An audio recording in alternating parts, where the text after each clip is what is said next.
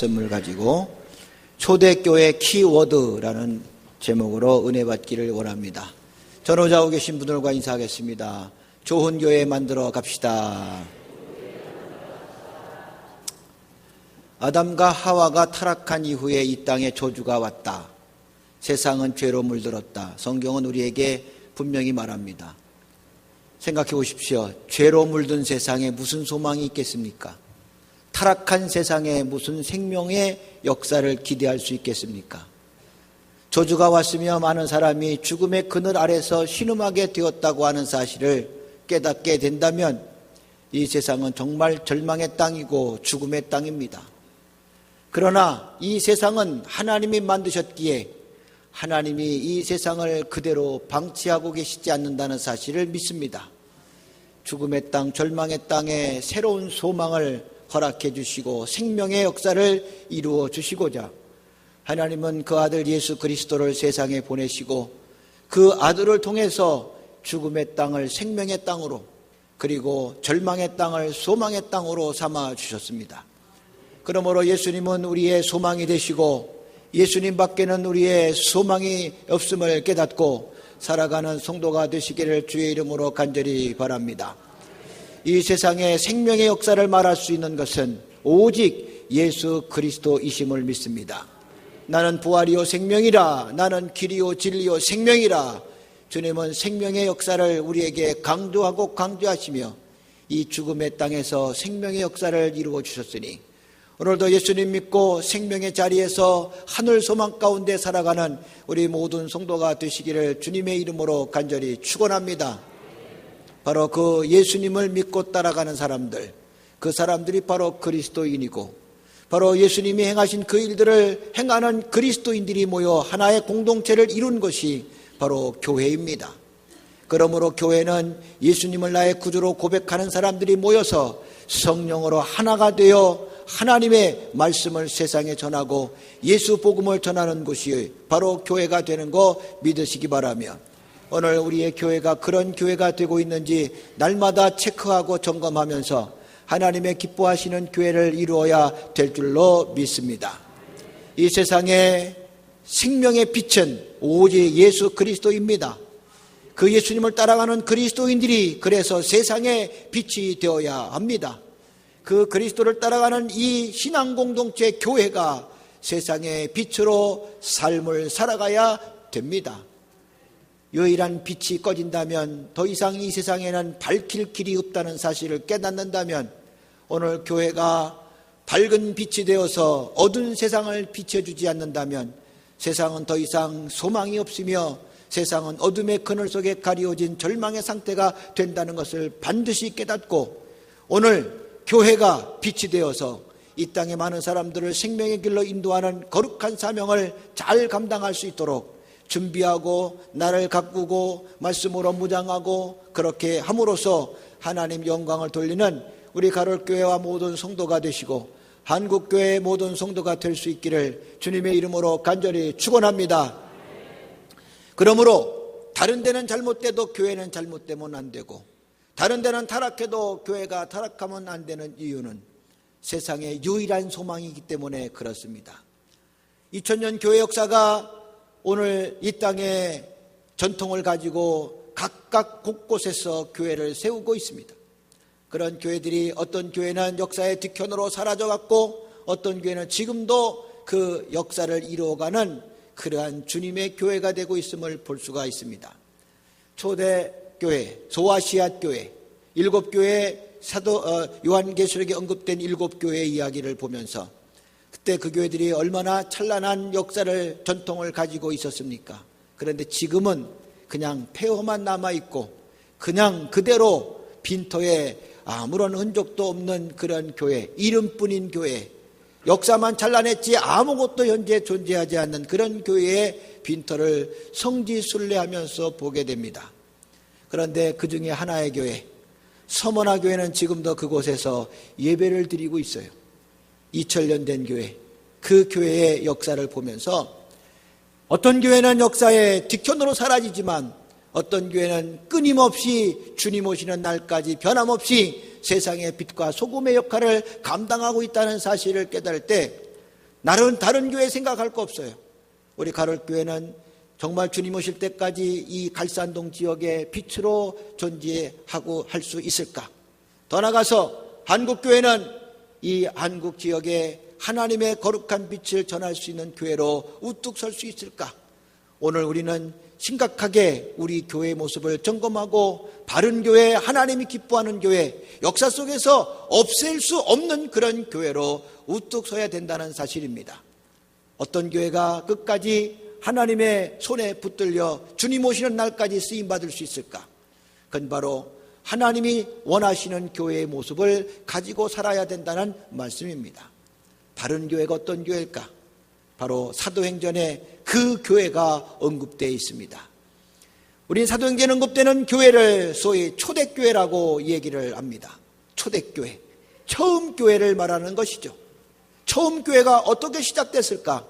그 처음 교회의 모델이 오늘 우리 교회의 모델이고, 그 교회가 2000년 동안의 전통을 가진 역사를 가지는 교회의 모습이라면 앞으로 우리 교회도 초대교회의 모습을 가지고 날마다 우리의 모습을 점검할 지혜를 가지고 살아가야 됩니다. 오늘 말씀을 통해서 초대교회가 갖고 있었던 그 신앙 전통을 다시 한번 깨닫고 좋은 교회, 주님 오실 때까지 이 땅에서 세상의 빛을 발하는 교회로 우뚝 설 수 있는 우리 가톨교회 모든 성도가 되기를 주님의 이름으로 간절히 축원합니다. 그래서 초대교회 모습은 어땠을까? 그 교회 모습에 대해서 오늘 본문에 아주 간단하게 말씀하고 있습니다. 오늘 본문 42절 말씀을 다 같이 한번 읽어보도록 하겠습니다. 시작.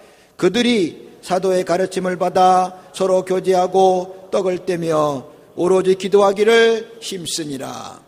아멘. 간단한 말이지만 그러나 이 말씀이 바로 바른 교회, 하나님이 기뻐하는 교회의 모델이 되고 기준이 된다는 것을 깨달으면서 초대교회가 갖고 있는 키워드가 있어요. 초대교회 하면은 이러이러한 핵심 단어가 있었다는 사실을 말씀해 주고 있습니다. 그래서 저는 오늘 초대교회의 키워드, 초대교회 하면은 바로 이런 핵심적인 단어를 가지고 있었다면 오늘 우리 교회도 이런 핵심적인 단어를 늘 간직할 수 있는 교회로 있었을 때 하나님은 이 교회를 통해서 영원토록 주님의 역사 이루시고 이 땅에 복을 내리시리라 믿습니다. 초대교회가 가지고 있는 키워드, 첫 번째 키워드는 오늘 본문에 언급된 대로 사도의 가르침을 받았다 하는 겁니다. 사도의 가르침을 받았다는 말은 하나님 말씀의 가르침을 받았다는 뜻입니다. 하나님 말씀은 가르침을 받아야 됩니다. 가르침을 받지 않고는 그 말씀의 의미를 이해할 수가 없습니다. 하나님 말씀은 반드시 그 뜻을 이해하고 깨달을 때 은혜가 되는 것이고, 그것이 깨달아질 때 믿어지는 것이고, 믿어질 때 능력으로 역사하는 겁니다. 그냥 들었다고 해서 그 말씀에 복이 임하는 게 아니다 말이죠. 그 말씀이 내게 깨달아지고 은혜가 되고 믿어질 때 믿음대로 되리라 하시는 말씀의 역사가 이루어지는 것이니, 사랑하는 귀하고 복된 성도들이여, 하나님 말씀을 잘 깨닫는 자가 되기 바랍니다. 듣는 자가 되지 말고 깨닫는 자가 되고, 깨닫는 자만 되지 말고 믿는 자가 되고, 믿는 자만 되지 말고 믿음대로 말씀이 축복이 임하는 성도가 되기를 주님의 이름으로 간절히 축원합니다. 그래서 말씀의 가르침을 반드시 받아야 돼요. 사랑하는 귀한 성도들, 하나님 말씀의 가르침을 늘 받으며 살아가고 그 말씀이 나의 삶의 가이드라인이 되어서 내가 가는 길을 안내하고 이끌어가는 축복이 되기를 주님의 이름으로 간절히 축원합니다. 하나님 말씀의 가르침은 설교를 통해서 나타나게 됩니다. 설교에는 두 가지 기능이 있어요. 하나는 선포의 기능이 있어요. 하나님이 이렇게 말씀하셨다는 거요. 그러니까 믿으라는 거죠. 그걸 못 믿겠다고 하면 그 사람의 믿음의 문제인 거지. 그러니까 믿는 자가 되어야 합니다.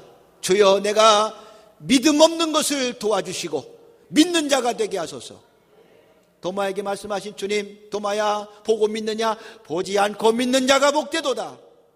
오늘도 말씀을 들으면 하나님이 선포하신 말씀을 믿는 자가 되셔서 그 말씀의 축복을 누리며 살아가는 우리 모든 성도가 되기를 주님의 이름으로 간절히 축원합니다. 태초에 하나님이 천지를 창조하셨느니라.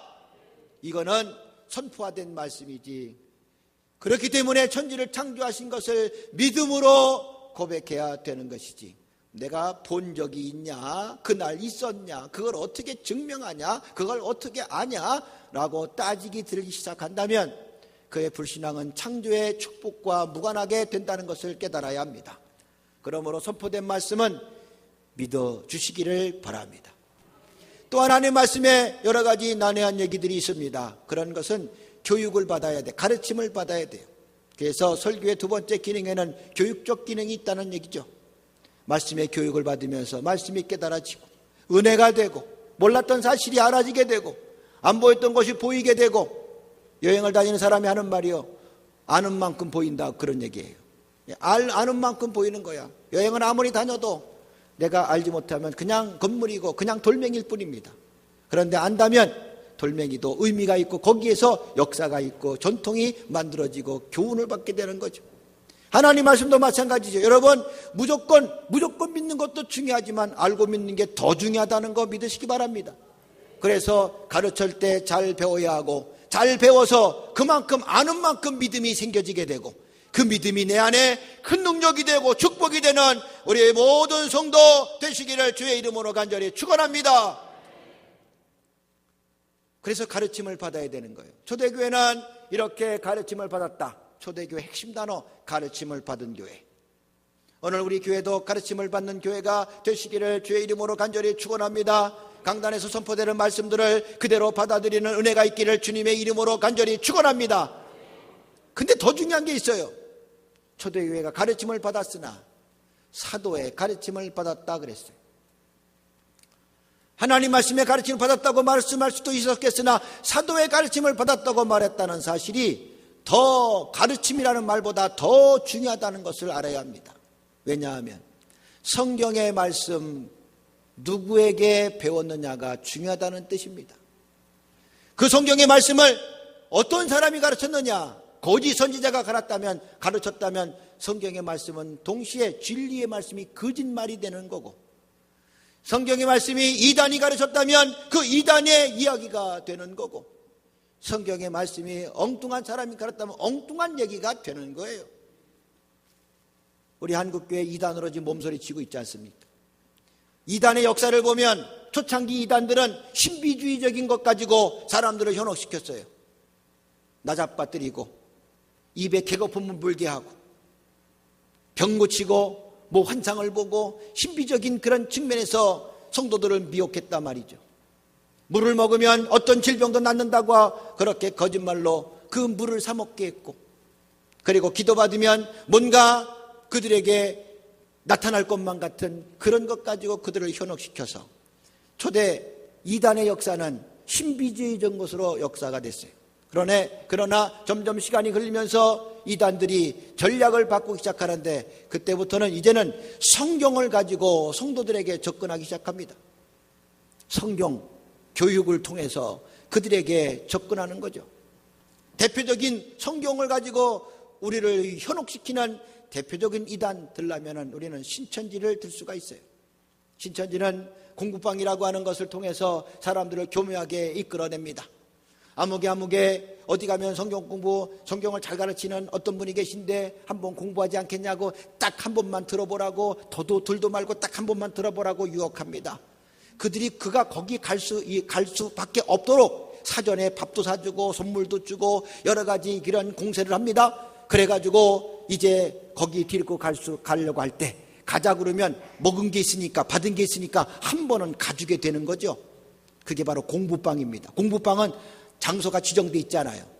그냥 여기저기 필요에 따라서 아무데나 만들어내는 겁니다. 한 3번 정도 가게 되죠. 3번 정도 가면은 이 사람이 성경에 대해서 더 알고 싶어 하는지 아닌지를 대충 판단이 쓰죠. 그때는 이렇게 말합니다. 더 깊이 있는 성경을 가르쳐주는 데가 있는데 돈 안 드는 무료 성경 학원이니까 한번 가보지 않겠냐? 그러면 대부분 3번을 간 사람들은 거기 한번 호기심이 있어서 가봅니다. 6개월 과정을 겪으면서 6개월 과정 속에서 그 사람의 뇌 구조는 신천지 구조로 싹 바뀌게 되고, 부모도 자식도 다 떨쳐내고 오직 신천지에 푹 빠져가는 그러한 스타일로 삶의 스타일이 바뀌게 되는 거예요. 그때부터는 헤어나올 길이 거의 없게 되는 거죠. 그렇게 되면서 신천지 교인이 되는데, 그는 신천지에서 가르치는 성경, 그들이 뭐 불경을 갖고 가르칩니까? 논어, 뭐 맹자, 공자, 뭐 이런 걸 가르칩니까? 사소상경 갖고 가르칩니까? 불경을 갖고 가르칩니까? 아닙니다. 그들은 성경을 가지고 가르치는 거예요. 예수님 얘기도 하고 하나님 얘기도 하고 성령 얘기도 합니다. 근데 막 듣다 보면은 그 결론이 인간 교주로 직결되기 시작하고, 하나님은 없고 예수님도 없는 그러한 가르침으로 인간에 쇠뇌시키는 그러한 성경 공부를 하고 있어요. 가지 말아야 됩니다. 가면 빠질 수밖에 없어요. 내가 빠질까 안 빠질까 시험 삼아 가는 사람이 있는데, 시험 삼아 간 사람들이 시험 삼아 빠져요. 사랑하는 성도요, 어떤 누구도 그런 유혹이 있다면 절대로 발을 디디지 않기 바랍니다. 악에서 구하소서. 악에서 구해주는 거 안 가면 돼. 시험에 들지 말게 하소서. 시험의 자리에 안 가면 돼. 끝까지 말씀 안에서 승리하는 성도가 되시기를 간절히 바랍니다. 그러니까 이 말씀을 누가 가르쳤느냐가 대단히 중요합니다.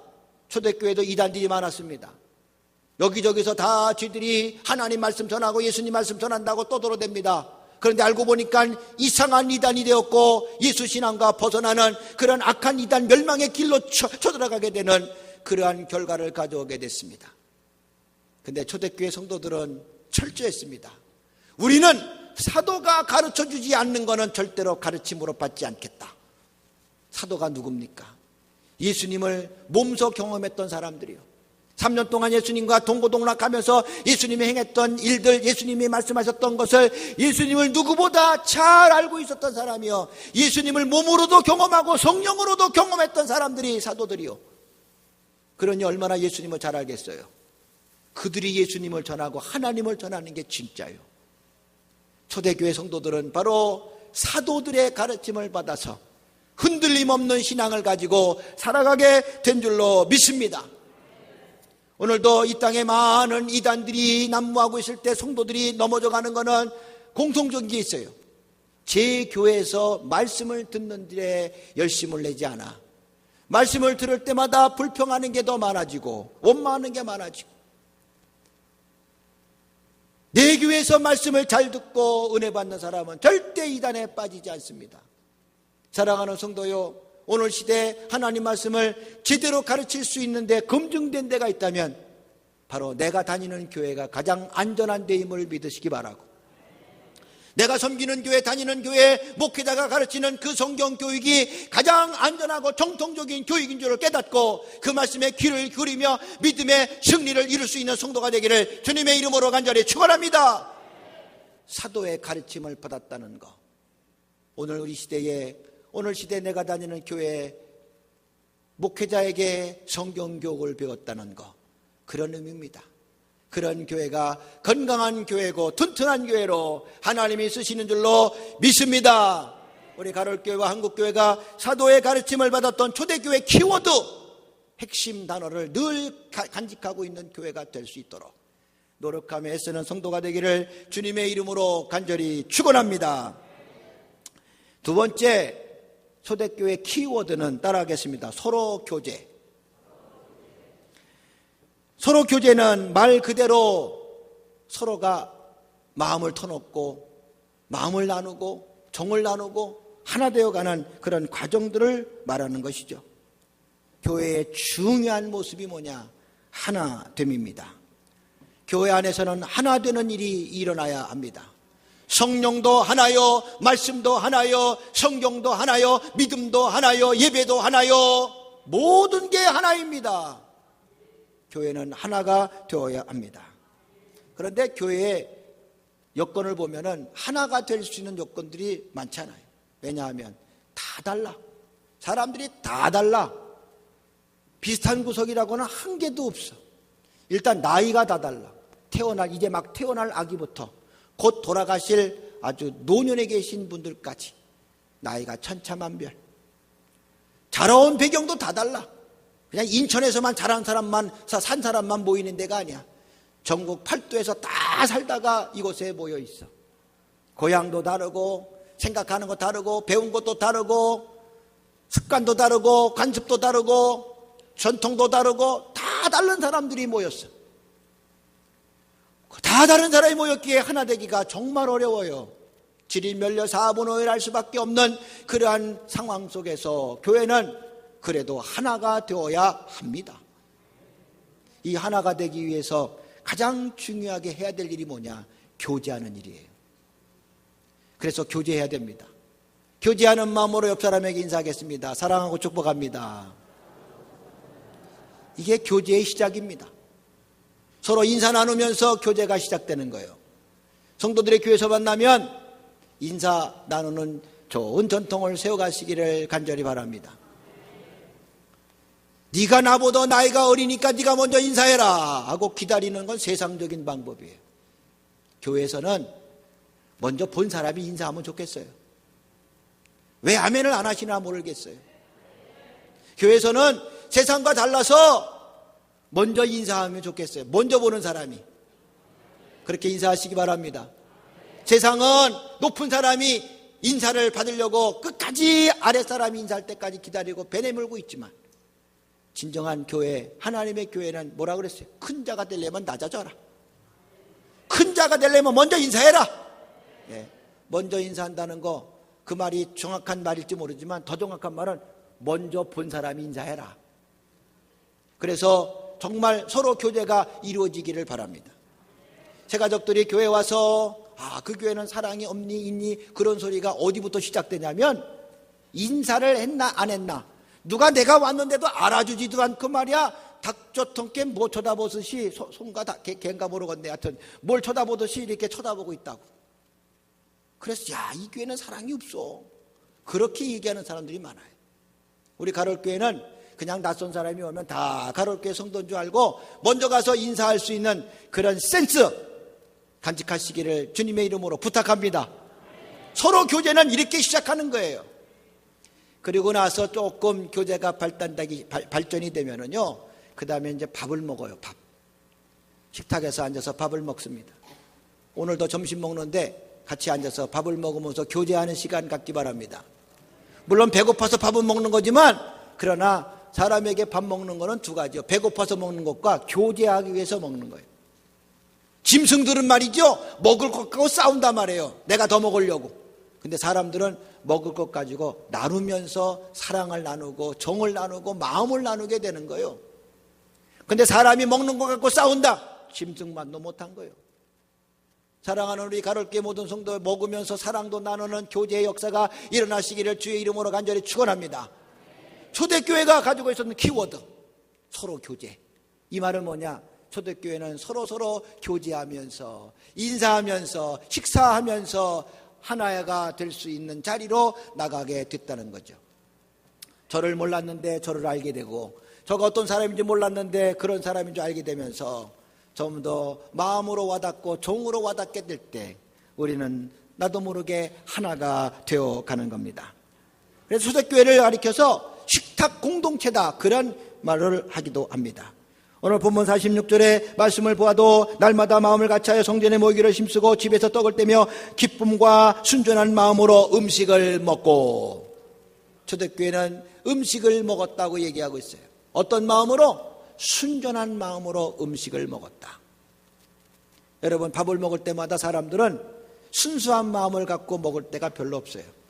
밥 좀 먹자고 할 때는 뭔가 나한테 부탁할 게 있고, 뭔가 나한테 요구할 게 있고, 돈 좀 꿔볼까 해가지고 밥 먹자고 하는 사람도 있을 거고, 뭐 좀 어떻게 좀 아쉬운 소리 좀 해볼까 하고 생전 밥 먹자고 안 하던 사람이 밥 먹자고 할 때가 있어요.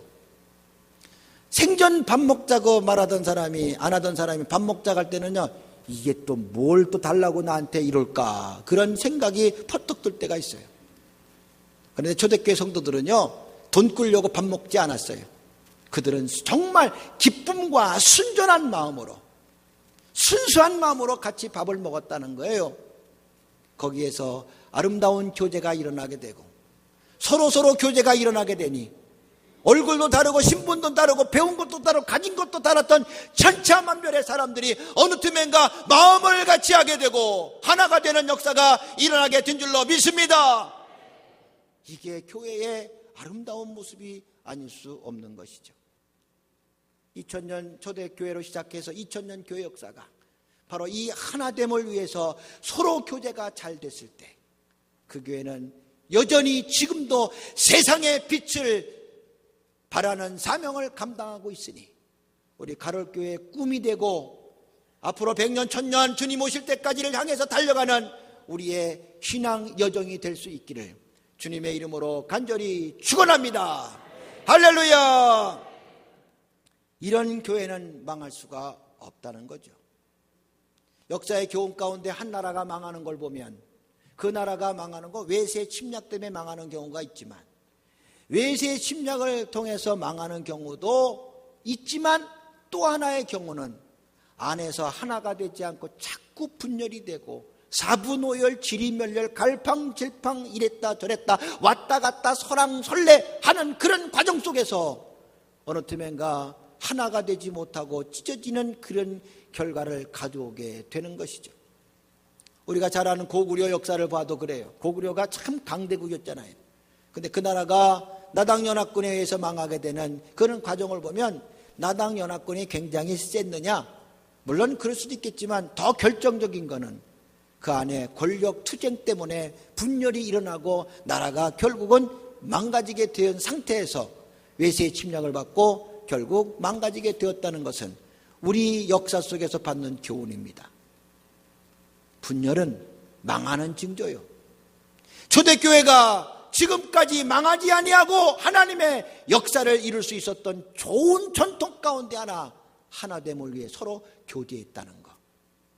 우리 사랑하는 성도들 서로 교제 잘 하시기를 바랍니다.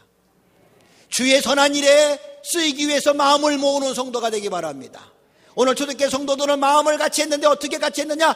성전에 모이는 데 힘쓰기 위해서 마음을 같이 했다고 했어요. 성전에 모이는데 뭐 하려고 성전에 모였겠어? 도둑질 하려고 성전에 모였겠습니까? 강도질 하려고 성전에 모였겠습니까?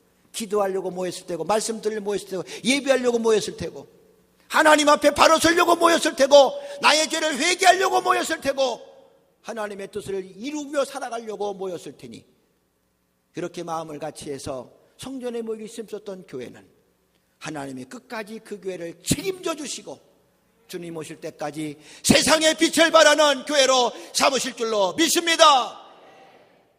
서로 교제, 초대교회 키워드, 우리 가롤교회의 키워드가 되시기를 주님의 이름으로 간절히 부탁합니다. 마지막으로 초대교회의 세 번째 키워드는 따라하겠습니다. 오로지 기도에 힘썼다. 예수님이 예루살렘 성전에 올라가셔서 그들에게 진노하시면서 하셨던 말씀이 이거예요. 내 집은 만민이 기도하는 집이라 했거늘 어찌하여 너희가 이 성전을 강도의 구렬로 만들었느냐. 정말 통탄하시는 소리죠. 만민이 기도하는 집을 강도의 소굴로 만들었다는 거예요. 부정이 있고 비리가 있고 부정과 비리 이 과정 속에서 강도짓 할 수밖에 없었던 그러한 상황들이 성전에서 이루어진 거예요. 많은 장사체들이 장사를 하기 위해서 성전에 왔어요. 왜냐? 절기 때가 되면은 전국에 있는 그 백성들이 성전에 올라와서 하나님께 제사를 드려야 됩니다. 제사를 드리려면 제물을 가지고 와야 되는데 저 멀리 있는 사람이 소와 양떼를 끌고 오기가 어려우니까 돈을 들고 오는 거예요. 그래서 거기서 제물을 산다든가 또는 세상에서 썼던 화폐가 아니라 성전에서 쓰는 화폐가 달라요. 거룩한 곳에 드리는데 세상 사람들이 막 쓰는 그런 화폐를 쓸 수가 없어서 그래서 이 돈을 환전을 해야 되는 거예요.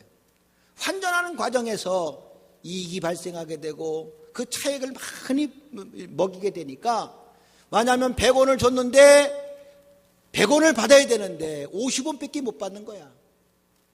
그러니 이 메뚜기도 한철이라고 이 절기 때 그 성전의 앞에서 장사하는 사람들은 정말 떼돈을 벌 수 있는 바가지 요금으로 떼돈을 벌 수 있는 그런 기회가 생겼으니 그 자리 좋은 자리를 챙기려면은 제사장에게 로비도 해야 되고 성전에 아는 사람에게 백도 써야 되고 백 쓰는 과정 속에서 뇌물도 왔다 갔다 해야 되고 그래서 좋은 목을 차지해야 많은 사람들에게 장사도 잘 할 수 있게 되고 그렇게 되면 큰 돈을 벌게 되니 그러면서 이권 다툼, 부정, 비리, 깡패, 동원하고 하는 일들이 아주 그냥 난무했다는 그런 사실인 거죠. 주님이 딱 올라가 보니까 그런 모습이 보였던 거예요. 그리고 하신 말씀, 만민이 기도하는 집인데 어찌하여 강도에 굴을 만들었느냐, 통탄하시면서 하셨던 주님의 소리. 여러분, 성전은 기도하는 곳입니다. 언제? 아침에도 새벽에도 낮에도 밤에도 저녁에도 때를 가리지 않고 하나님 앞에 기도하는 곳이 바로 성전인 줄로 믿습니다. 기도하는 성전 만들어가는 교회가 되시기를 주님의 이름으로 간절히 축원합니다. 그런데 안타깝게도 주님은 그 기도하는 성전을 헐어버리라고 그랬어요. 정말 그 성전은 헐어버려져서 AD 70년에 무너진 채로 아직도 복원되지 않는 상태로 남아 있습니다. 기도하는 자리가 없어졌잖아.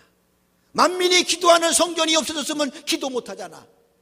그러나 예수님께서 대신 성전을 세우시다 하시면서 3일 만에 세우겠다고 하셨어요. 3일 만이란 예수님의 부활하신 이후에 부활하신 주님을 믿는 성도들의 몸, 부활의 몸.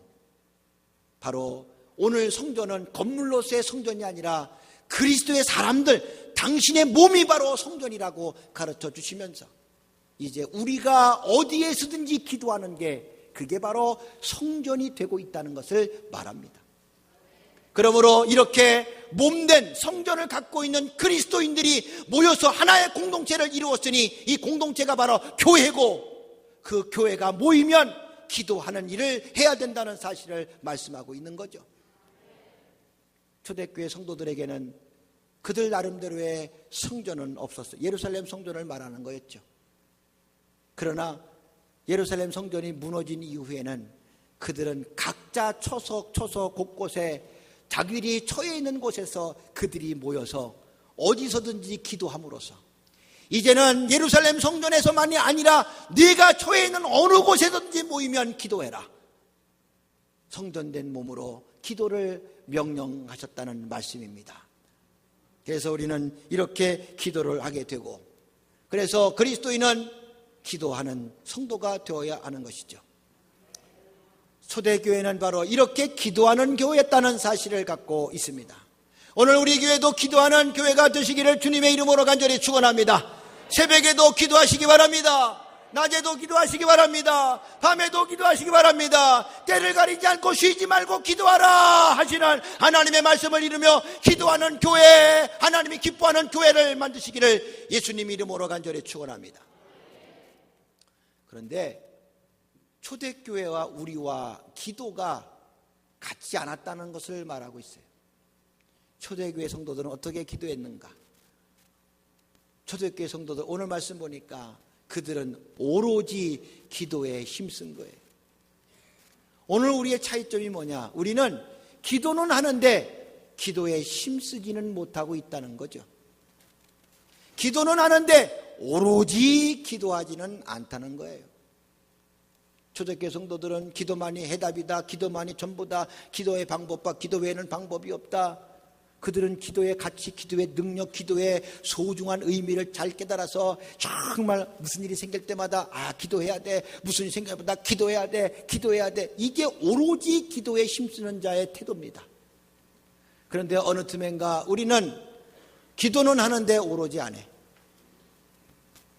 기도는 하는데 기도에 힘쓰지는 않아. 힘쓸 때가 따로 있어. 다른 데 힘쓸 때가 너무나 많아. 여기도 힘써야 되고 저기도 힘써야 되고 그렇게 힘쓰는 데가 많아요. 어느 틈엔가 기도는 하는데 힘쓰지 못하는 기도가 되니 기도의 능력도 기도의 역사도 점점점 사라지고 있는 오늘의 우리의 모습들을 보게 되는 것이죠. 초대교회가 그렇게 찬란한 전통을 2000년 동안 유지하며 올 수 있었던 것은 오로지 기도에 힘썼기 때문에 가능했음을 믿으시기 바랍니다. 기도에 힘쓰는 교회가 하나님만이 일하시는 교회고 하나님이 모든 일을 행하신다고 믿고 나가는 그런 교회고 나는 비록 초라하고 무능하고 힘없는 자이지만 전능하신 하나님을 나의 배경으로 삼고 그 하나님으로 이 모든 역사를 이루겠다는 그런 믿음으로 나가는 사람이 오로지 기도에 힘쓰는 자인 줄로 믿습니다. 이게 바로 교회가 가져야 될 전통이고 우리 교회가 간직해야 될 우리 신앙의 유산이 되어야 하는 것이죠. 과거 못 살던 시절에는요, 물질의 풍요가 없었던 시절에는 상대적으로 기도가 풍요했어요. 먹고 살기 어려우니까 오직 그냥 하나님 앞에 엎드려 기도하는 것밖에 없었어. 때거리가 없을 때도 어떻게 해나 방법이 없으니까 그냥 하나님께 엎드려서 기도하는 거예요. 하나님 어떻게 하면 좋겠습니까? 기도의 응답을 6만 번이나 받았다고, 6만 번의 기도 응답 받았다는 조지물로의 기도의 용사의 간증을 들어보면 정말 기도밖에 없다는 것을 알 수 있어요. 그는 고아원을 경영했던 사람입니다. 오늘도 때거리가 없어서 아이들을 굶겨야 되는 상황이 됐는데 그가 할 수 있는 것밖에는 기도밖에 없었어요. 하나님 앞에 저녁 때쯤 돼서 간절히 기도합니다.